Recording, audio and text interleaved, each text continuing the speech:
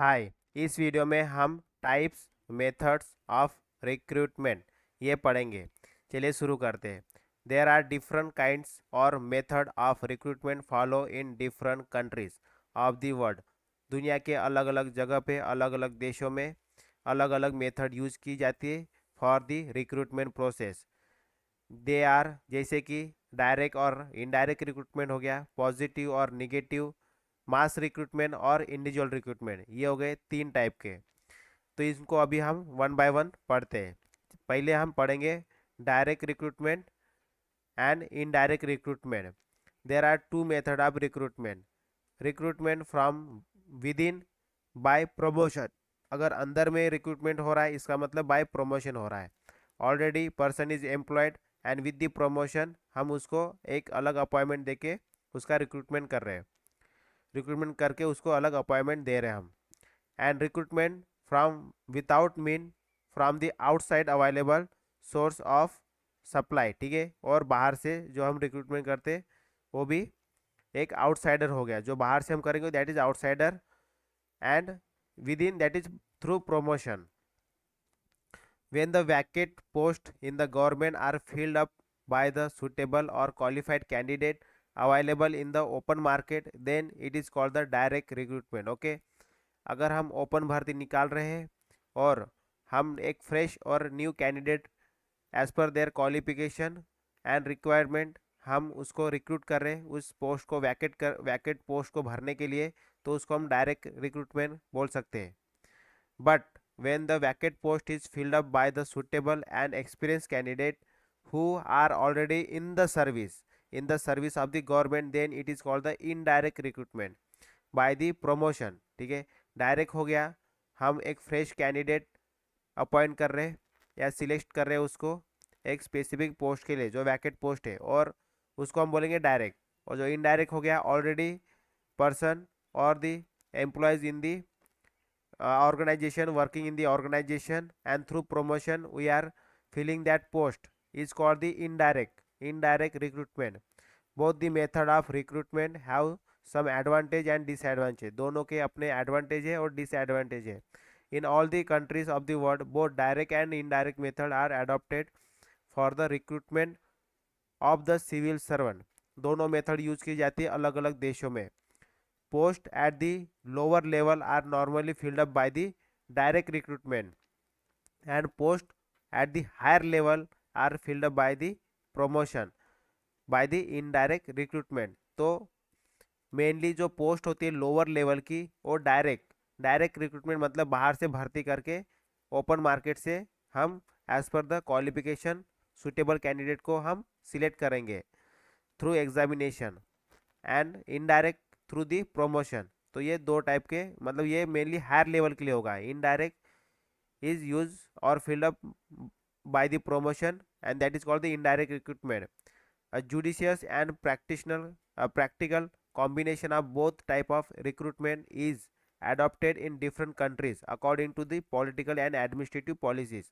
तो जिस देश की जिस तरह से एडमिनिस्ट्रेटिव और पॉलिटिकल पॉलिसीज रहेगी उस हिसाब से ये पोस्ट को भरी जाती है। Advantage and disadvantage of direct recruitment on the basis of merit principles and indirect recruitment by the promotion are discuss in table. इसमें अभी हम एडवांटेज और डिसएडवांटेज पढ़ेंगे दोनों के, डायरेक्ट एंड इनडायरेक्ट रिक्रूटमेंट के। देखते हैं, डायरेक्ट हो गया मेरिट प्रिंसिपल, जो कि फ्रेश हम अभी क्या कर रहे हैं, रिक्रूटमेंट कर रहे हैं। तो इसके एडवांटेज क्या हो गए, it give opportunity to all qualified person.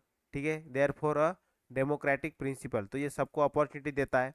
Source of supply is wider, एक वाइड स्कोप से हम एक नैरो, मतलब एक हम क्या कर रहे हैं बहुत लोगों में से मास मास कैंडिडेट से हम एक क्वालिफाइड कैंडिडेट को सिलेक्ट कर रहे हैं जो रियली उसके लिए डिजायरेबल होगा।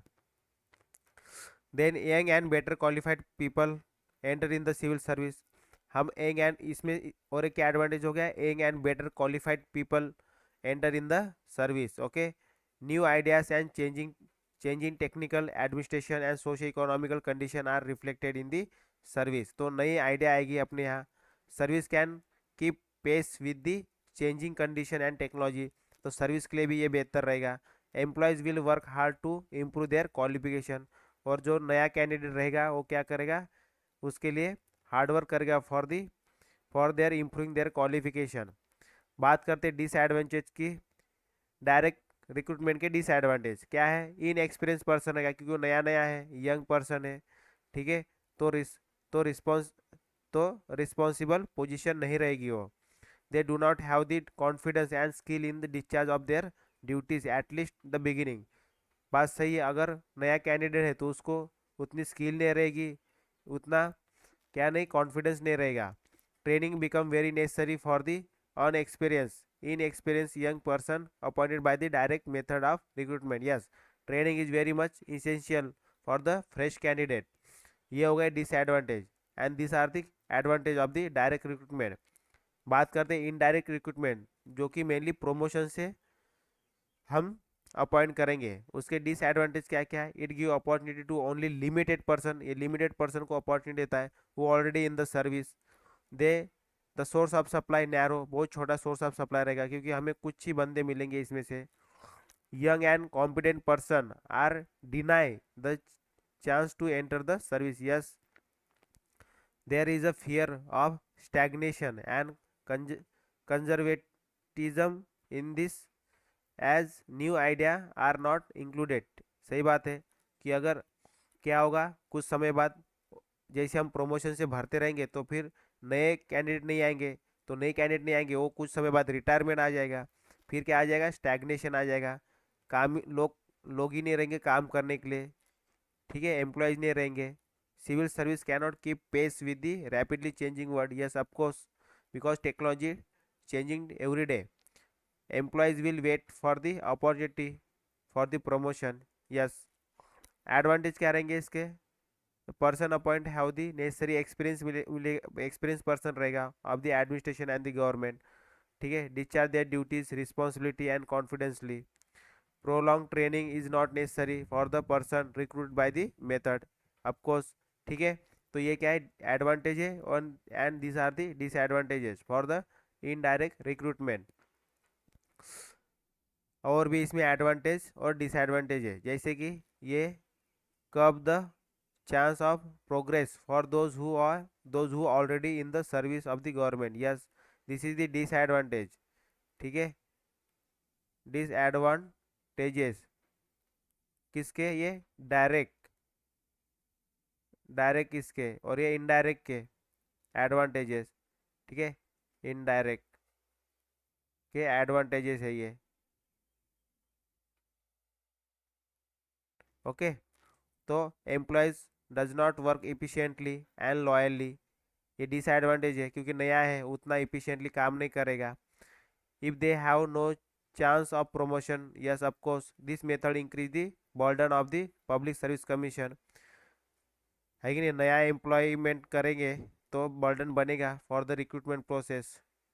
Then employees will go to the prosperous service if there are no future chance. Okay, competent able person will migrate to other employees experience hard work and efficiency are totally neglected क्योंकि नया आ रहा है बंदा।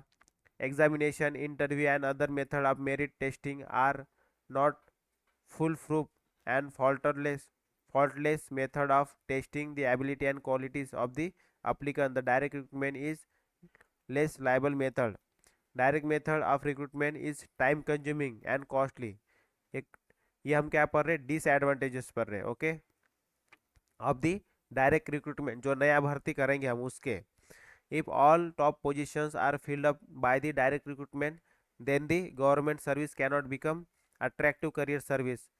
Young person will become the higher bosses of the old age and experienced person, ठीक है। अगर हम advantage की बात करें, in case of indirect recruitment it provide ample opportunity for the employees for the progress and the advancement in the service. It encourage employees to work hard for the promotion, they continue work efficiently and loyally. This method reduce the burden of the public service commission to a great extent. If there are chance of promotion, employees will continue in the service and civil service become attractive for the competent person. Hard work, efficiency, and experience of the employees is utilized for the good of the country. Work on the decks, experience, work really reverse qualities and abilities of the person. Indirect recruitment therefore the more reliable method. Indirect method is less time consuming and less costly. Promotion are essential aspect of career service. Civil service is taken up in the time prime youth with the expectation of the advancement and pursuit until recruitment retirement. Without chance of promotion career service cannot exit. ठीक है, ये क्या हो गए, advantages हो गई है. these are the advantages of the indirect, okay, indirect recruitment, and these are the disadvantages. ये सब disadvantages है.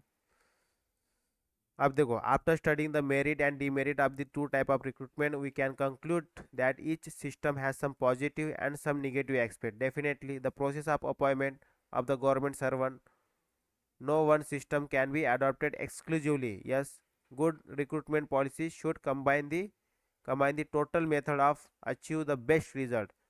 In almost all countries including India, both direct and indirect method of recruitment are followed by the government. Okay, so because of this merit and demerit, both direct and indirect method are follow in the India. Positive and negative recruitment अभी देखते हैं हम. अभी हम क्या देखें, अभी direct and indirect देखें रिक्रूटमेंट. हम तीन टाइप के देखेंगे, ठीक है, पॉजिटिव एंड नेगेटिव. ये सेकंड है. when the recruitment agency actively search for the best qualified and most competent candidate for the appointment in the government service, it is called the positive method of recruitment. तो अगर कोई agency एक qualified and most competent candidate अगर चाहती है अपने मतलब appoint करना गवर्नमेंट सर्विस में, तो उसको पॉजिटिव ऑफ रिक्रूटमेंट बोलेंगे. इसके उल्टा निगेटिव मेथड क्या हो गया ये रिक्रूटमेंट की, keeping the unqualified and unfit candidate out without adopting any active role in attracting the best candidate. तो ये हो गया उसका उल्टा negative. at present the most of the countries the positive method like newspaper ad advertisement propaganda cinema slide are adopted to attract the best men and women to come forward. At the same time, when the number of applicants is much more than the available vacancies, then negative method of eliminating the unqualified and less competent person are adopted. Okay, तो दोनों method इसमें use हो रही है. Positive में मतलब क्या कर रहे हैं, पॉजिटिव में कि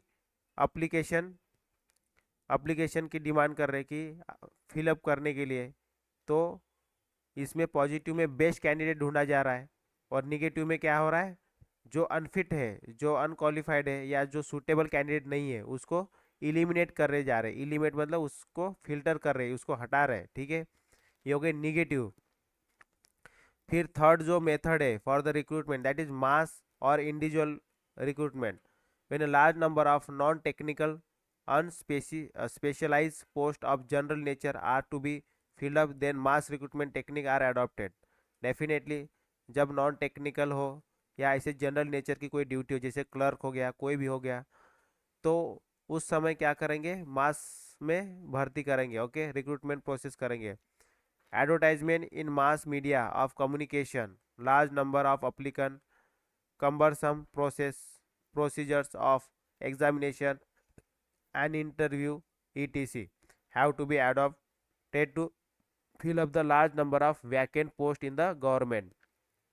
But when particular post requiring the specialized knowledge, skill or technical know how and experience fill up with individual requirement. Okay, जब कोई स्पेशलाइज चाहिए, किसी चीज़ में स्पेशलाइज चाहिए, तो क्या करेंगे उस समय, जब स्पेशलाइज चाहिए तो उस समय इंडिविजुअल की भर्ती करेंगे. Okay, individual. एंड जब कोई नॉन टेक्निकल या कोई ऐसे इन जनरल नेचर के काम है, तो इसमें मास रिक्रूटमेंट करेंगे. Method is possible and desirable. Okay, in such case number of post to be filled up very small. Both this method are use by the public service commission in India. तो ये दोनों method use करते हैं public service commission of India. तो mainly हम क्या पढ़े यहाँ पे, इस टॉपिक में हमने तीन टाइप के मेथड पढ़े. ठीक है, जो कि मेनली यूज होते हैं किसमें, रिक्रूटमेंट प्रोसेस में। ठीक है, वो कौन सी मेथड सबसे सबसे ज़्यादा जो यूज़ करते हैं, direct direct recruitment and indirect recruitment, दोनों दोनों यूज़ किए जाते हैं। पॉजिटिव एंड निगेटिव मेथड ये भी यूज़ किया जाता है। मास रिक्रूटमेंट एंड इंडिविजुअल रिक्रूटमेंट ये दोनों यूज़ किए जाते हैं, ठीक है, bye the public service commission के द्वारा। तो ये तीनों मेथड यूज़ किए जाते हैं। तो ये थे method of the recruitment. Okay, तो फिर इसके बाद हम नेक्स्ट वीडियो में क्या पढ़ेंगे, मेरिट सिस्टम। ओके, हम क्या पढ़ेंगे, merit system in the next video. So that's all for this video, thank you, bye bye.